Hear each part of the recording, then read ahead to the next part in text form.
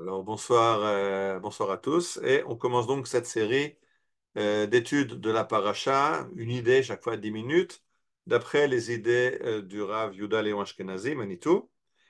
Et on commence donc sur cette paracha de Yitro. Yitro qui est la paracha où on va recevoir la Torah. Et cette paracha dans laquelle on va recevoir la Torah, donc une des parachutes les plus centrales de la Torah, le don de la Torah au mont Sinaï et les tables de la loi, bien sûr, c'est un pilier. Et la Torah commence, et d'abord donne le nom de cette paracha à Yitro, au beau-père de Moshe, qui n'est pas juif, il fait pas partie du peuple d'Israël. C'est lui qui a donné son nom à la paracha. Et le début nous raconte qu'il vient rejoindre le camp des enfants d'Israël dans le désert. Il habitait à Midian et il vient les rejoindre. Vayishma Yitro Kohen Midian Choten Moshe et kol asher asa Elohim le Moshe l'Israël amo ki yotzi Adonai et Israël mi Mitzrayim. Donc Yitro, le prêtre de Midian, le beau-père de Moshe, a entendu tout ce que Elohim avait fait à Moïse et à Israël, à son peuple, parce que Hachem avait sorti Israël d'Égypte. Donc il a entendu ce qui s'est passé à la sortie d'Égypte, les miracles, la traversée de la mer Rouge, et il arrive rejoindre le camp des Hébreux. Et là-dessus, Rashi nous pose une question très bizarre. Mashmoa Shamaouba. Qu'est-ce qu'il a entendu qu'il a fait venir? Alors, le texte est très clair. Il a entendu ce que Dieu avait fait à Israël en Égypte, c'est que Dieu les avait fait sortir d'Égypte.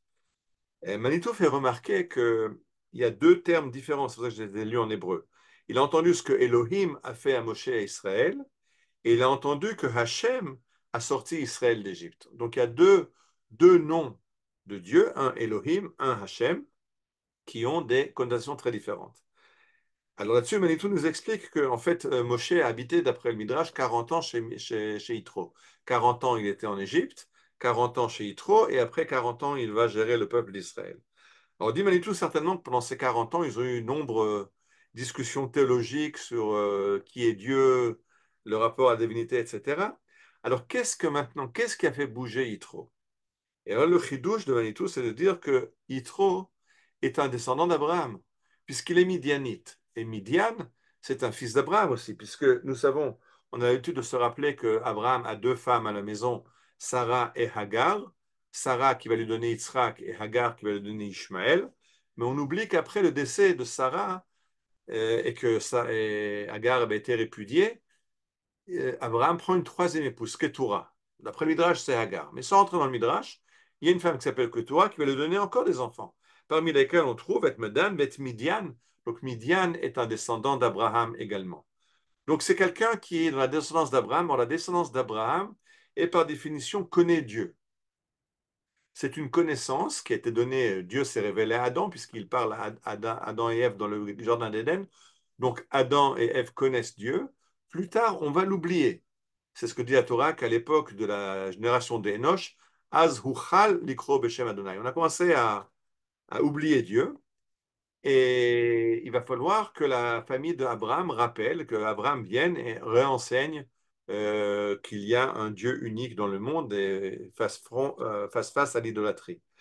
Donc, Yitro est quelqu'un dans la descendance d'Abraham donc, qui sait qu'il y a un Dieu unique. On le voit aussi dans le texte, il y a quelqu'un d'autre qui connaît ce Dieu unique, c'est Malkitzedek. Puisque quand on voit que Abraham revient de la guerre contre les rois, il rencontre Malkitzedek, le roi de Shalem, d'après Midrash Jérusalem. Malkitzedek, qui n'est autre que le petit-fils de Noach, le fils de Shem, donc de nouveau quelqu'un, un cousin éloigné d'Abraham. Et quand Abraham revient de la bataille, il est reçu par Malkitzedek qui lui offre du pain et du vin et qui lui dit la chose suivante: Malkitzedek melech Shalem, hotzi lechem bayain, vehu kohen lael elyon. Malkitzedek reçoit Abraham avec du pain et du vin, et il est Kohen, il est prêtre du Dieu suprême. Vayevachu bayomar, et il bénit Abraham en disant: Baruch Abraham el Elyon, connaît Shamayim Vaaretz, béni soit Abraham par le Dieu suprême qui a créé le ciel et la terre. Ou Baruch el Elyon, et béni soit le Dieu suprême, Asher Migen Sarecha Biadecha, qui t'a protégé. Euh, donc on voit que la connaissance d'un Dieu suprême est connue dans certaines familles de l'humanité, certainement dans la famille d'Abraham, par Malkitzedek et par Yitro. Donc, qu'est-ce qui a changé ici? C'est que quand Israël sort d'Égypte, je reviens au verset, Yitro, le prêtre de Midian, le beau-père de Moïse, a entendu tout ce que Elohim avait fait à Moïse et à Israël, son peuple, donc tout ce que le Dieu suprême a fait à Moïse et à Israël, mais ça, il sait déjà que ce Dieu existe, qui aussi Adonai est Israël, parce que Hachem a sorti Israël d'Égypte. Il comprend que ce nom n'est pas un Dieu suprême, un Dieu général, très loin de l'histoire des hommes, mais c'est Hachem, Dieu qui se révèle dans l'histoire. Dans la tradition juive, Elohim, c'est le Dieu créateur, c'est le Dieu qui gère les lois de la nature, donc c'est un Dieu impersonnel qui gère le monde. Et Hachem, c'est un Dieu qui s'inscrit, qui s'ingère dans l'histoire, qui gère l'histoire des hommes, et encore plus particulièrement l'histoire d'Israël. Alors, quelle était la révélation de Yitro? La révélation, c'est que ce n'est pas un Dieu suprême qui a créé le ciel et la terre, mais il s'agit d'un Dieu particulier qui gère l'histoire et qui fait avancer l'histoire d'Israël. C'est ça qu'il a compris, et c'est ça qu'il faut comprendre qu'il le fait venir au pied du mont Sinaï. Et c'est ça que le peuple d'Israël va entendre au mont Sinaï. Parce que quand on entend les 10 commandements en français, je suis l'Éternel ton Dieu qui t'a fait sortir d'Égypte, bon, on comprend que Dieu a fait sortir d'Égypte. Mais reprenons le verset en hébreu. Anochi, Adonai, Elohecha.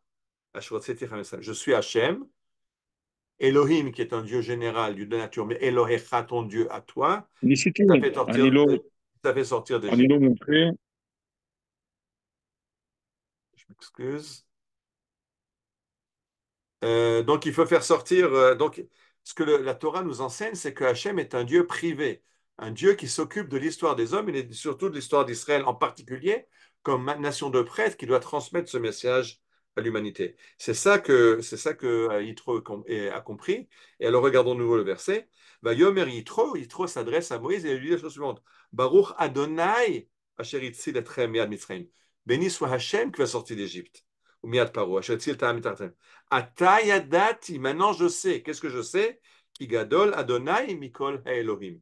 Que Hachem est plus grand que tous les Elohim, tous les dieux naturels qui gèrent la nature. Donc c'est cette compréhension de comprendre que il ne s'agit pas d'un Dieu impersonnel, très loin dans son Olympe, à faire les lois de la nature pour créer des ouragans, etc. Mais il s'agit de Dieu qui gère l'histoire.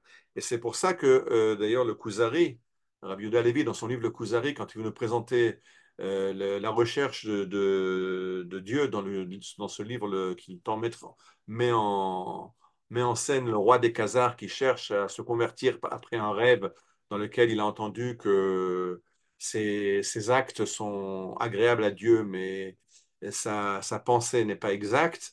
Alors il va chercher quelle est la pensée vraie, il va se tourner vers le philosophe, il va se tourner vers le savant, vers le prêtre chrétien, il va se trouver vers le prêtre musulman. Et finalement, quand il arrive chez le rabbin va lui dire, nous croyons dans un Dieu qui nous a sortis d'Égypte. Alors le roi des Khazars répond, mais moi je croyais que tu allais me parler d'un Dieu tout-puissant qui a créé le monde, le ciel et la terre. Et Rabbi Lévi fait dire à ce rabbin, oui, mais c'est pas ça qui est important. Ce que le judaïsme, ce que la Torah amène à l'humanité, c'est que c'est pas un Dieu créateur du ciel et de la terre. Ça, toute personne humaine normalement constituée le comprend. Si on voit une chaise dans la rue, personne ne pensera que cette chaise est venue ex nihilo, elle ne s'est pas, par exemple, trouvée là. On comprend qu'il y a un menuisier qui a fait cette chaise, il y a quelqu'un qui l'a posée ici. Alors, c'est évident que les milliards d'êtres humains et la planète Terre et tout ça, il y a un Dieu qui a créé tout ça. Ça, c'est du common sense. Tout le monde le comprend.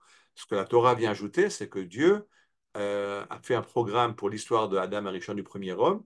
Cette histoire passe et est gérée à travers Israël comme une nation de prêtres, mais qui doit amener toute l'humanité à la Géoula, au salut. Et c'est ça que Yitro a entendu, et c'est ça que Yitro a compris, et c'est ça qui est important dans cette paracha de Matan Torah. De comprendre qu'on n'est pas, au Mont Sinaï, on n'a pas reçu des lois, quoi mettre dans l'assiette, combien d'heures attendre entre le lait et la viande. On a appris que Dieu gère l'histoire des hommes, et surtout l'histoire d'Israël.